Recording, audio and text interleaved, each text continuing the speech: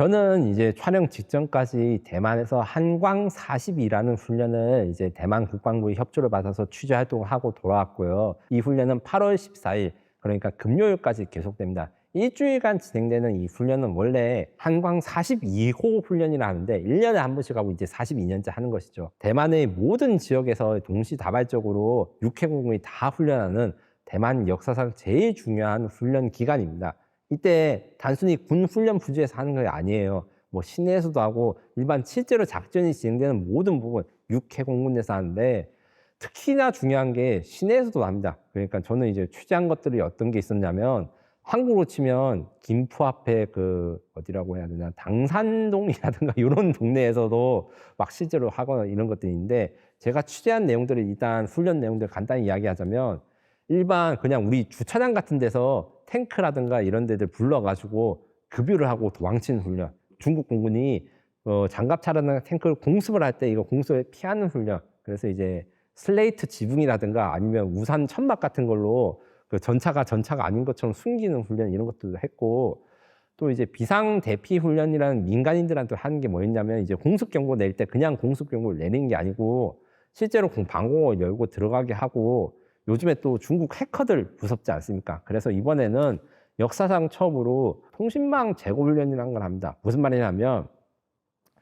그 타이페이 시내에 이제 인터넷이 끊겨요. 휴대폰이 안 터집니다. 그 휴대폰이 안 터지는 상황에서 사람들을 무사히 대피시키고 119들이 출동을 하고 신고를 받고 군사에서 하는 것들을 진행하는 것까지 하는 거니까, 이게 정말 진짜 전쟁 상황을 대비하는 거예요. 특히 제가 본 것 중에서도 좀 인상적이었던 것들은, 송산공항이라 해서 우리나라 치면 이제 김포공항 같은데 거기 입구를 막아가지고 바리케이트로 막고 모래 이제 방벽을 세우고 철조망을 치는 걸 실제로 하는 겁니다. 그리고 거기에서 이제 공포탄을 쏘고 대항군들을 해서 진짜 아파트들이 있고 사람들이 지나가는데 거기서 총격전 하는 걸 모의하면서 훈련을 하는 게 보여져요. 그 다음에 대량 전상자 훈련이라 해가지고 실제로 중국군이 공격을 많이 해서 대만 군들이 많이 다치거나 죽었을 때 이들을 응급 후송하고 이런 훈련도 진행하는데, 문제는 이런 훈련 진행 과정 중에서 예비군이 굉장히 많이 동원됐습니다. 그 예비군 훈련하시는 남자분들이라면 아실 건데, 그 아무리 열심히 일하시는 분도 예비군 공부만 있으면 게을러지고 일하기 싫어져요. 솔직히 저도 그랬는데, 대만이 워낙 요즘 안보 상황이 위험하다 보고, 그 다음에 이제 전쟁할 때 중국이란 적이 너무 강하잖아요. 그래서 옛날에는, 그러니까 1990년대라든가 2000년대 초반에는 중국군이 대만 땅에 상륙하지 못하도록 막는 훈련이었다면, 작년부터 시작되는 이 대만 훈련들의 그 트렌드는 중국이 오는 것을 완전히 막을 수 없다. 왜냐? 중국이 너무 강력하기 때문에. 그리고 중국이 전쟁이 아닌 것처럼 봉쇄부터 하고 들어와서 대만군은 아주 힘든 환경, 그래서 외부 지원을 못 받는 환경에서 대만이 이제 상륙작전을 허용하게 되면, 그럼 시가전에서 어떻게 싸우고 반격을 어떻게 할 것인가, 그리고 대만의 정규군들이 많이 피해를 입었을 때 그럼 예비군들을 동원해가지고 어떻게 할 수 있는가, 그리고 그것들이 시내 시가전에서 진행될 수 있는가를 굉장히 중요하게 생각했습니다. 그래서 한국에서도 비슷한 훈련들이 없지는 않은데 두 가지 차이점이 있습니다. 첫 번째로 실전적으로 해서 실제 포탄이라든가 미사일, 총탄을 쏘는 거 빼고는 실제 장비 가동이나 이런 것들 실전에 급유 훈련이라든가 보급 훈련 같은 거를 굉장히 많이 했습니다. 그리고 군사 기지가 아닌 데서 훈련하는 것들에 굉장히 많이 신경을 써서, 제가 이제 취재를 해서 관람한 것 중에 뭐 주차장도 있었고, 뭐 호수공원 같은 데서 갑자기 헬기가 날아와가지고 자전거 타시는 분들이 갑자기 놀래요. 그리고 그 앞에 헬기가 서가지고 보고를 받아서 가요.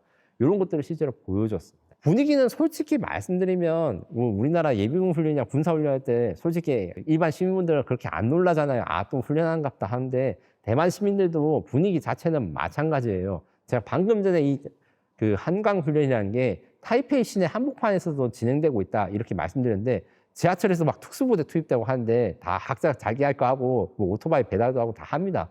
그런데 한국과 굉장히 큰 차이점은, 이번 한강 훈련에서 대만군은 이 훈련 장면에 대해서 일반인들한테 거의 공개를 했습니다.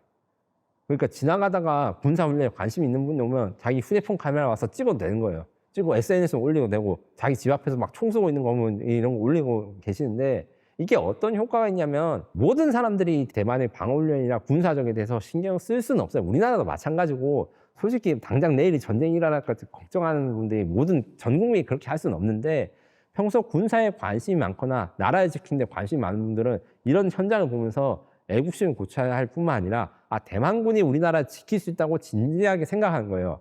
쉽게 말해서 이제 저도 이제 많은 시청자 여러분들이 저보고 밀덕후, 그러니까 밀리터리 오타쿠 매니아라고 하시는데 뭐 부정하진 않겠습니다. 저는 부끄럽지만 그 대만 입장에서는 그런 매니아들한테 이런 것들을 개방하고 실제로 훈련한 것들을 눈앞에서 보여주는 겁니다.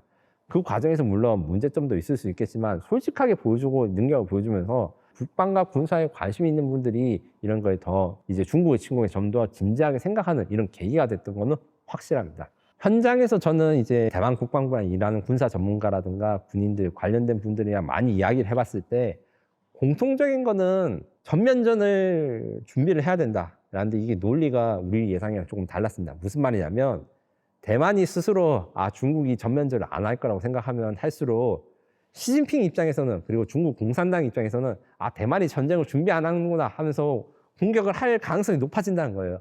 그래서 전면전을 한다고 생각하지 않으면 하면 할수록 이제 전면전에 대해서 대비를 하고 그것들이 중국 입장에서는 방해물이 되니까 결국에는 전쟁을 막기 위해서는 정말 큰일이 일어날 수 있겠구나 이 위기의식을 가지고 있어야 된다라는 게 대만의 그 현지 전문가들과 기자들의 공통된 의견이었습니다. 다만 이 방식에 대해서는 여러 가지 이야기가 나는데 지금까지는 어떻게 생각하냐면 수백만 명의 중국 인민해방군들이 막 그 벌떼처럼 나서 전면적인 공격 작전을 한다. 요것만 생각을 했다가 이번 올해부터는 이제 한광훈련도 그렇고 대만의 군사 전문가들도 그렇고 회색 지대 전략이라는 걸 많이 씁니다. 회색이란 건 흰색과 검은색 중간이란 거잖아요. 전쟁인지 아닌지 애매한 상황들을 만들고 난 다음에 교전에 들어간다는 이야기입니다. 이게 어떤 그 비슷한 실제로 이야기가 있었냐면 우크라이나 러시아 전쟁이 일어나기 전에 상황에 대해서 지금 잘 기억을 못 하시는 분들이 많을 거예요. 한 4년 됐으니까. 그때 어떤 일이 있었냐면 푸틴이 군사훈련을 한다면서 러시아랑 우크라이나 국경에서 훈련을 한 4개월, 5개월 동안 했습니다. 그러면서 이제 외부 해외 전문가들은 푸틴이 또 그냥 긴장 유발하려고 이렇게 이제 또 훈련하고 쇼하는구나 이렇게 생각했다가 그 훈련한 병력들이 실제로 우크라이나 땅을 넘고 공격한 거예요. 이게 회색지대 전술이 전면적으로 가는 건데 대만도 똑같이 생각합니다. 대만 해양에 대해서 이제 봉쇄를 해상 봉쇄를 하고 이제 가둔 다음에 전쟁을 할 것처럼 보이다가 안 할 것 같이 갔다가 하면서 갑자기 공격을 하게 된다. 요거를 준비하는데 실제로 이번 훈련 기간 동안에 이게 훈련을 도와주기 위한 목적인지 모르겠는데 중국이 20척 이상의 군함과 이제 30대 이상의 비행기로 대만 해협이나 이런 대만 연근에 침입을 해서 거의 실제로 거의 비슷하게 봉쇄를 비슷한 걸 했어요.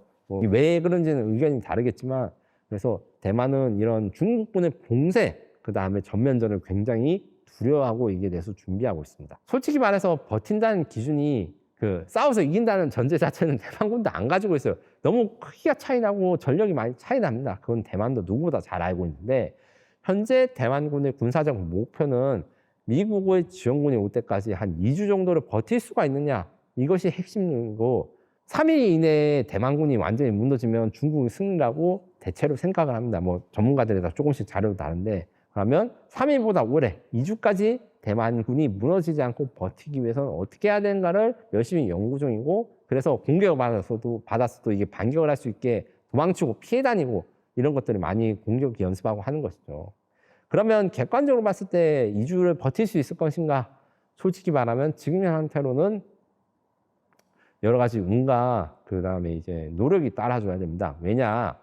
지금 이야기를 많이 안 하고 있는 것 중에 대만에서는 이야기가 많이 나오는데 한국이 관심이 없는 것 중에 미국의 대만 무기 판매가 있습니다.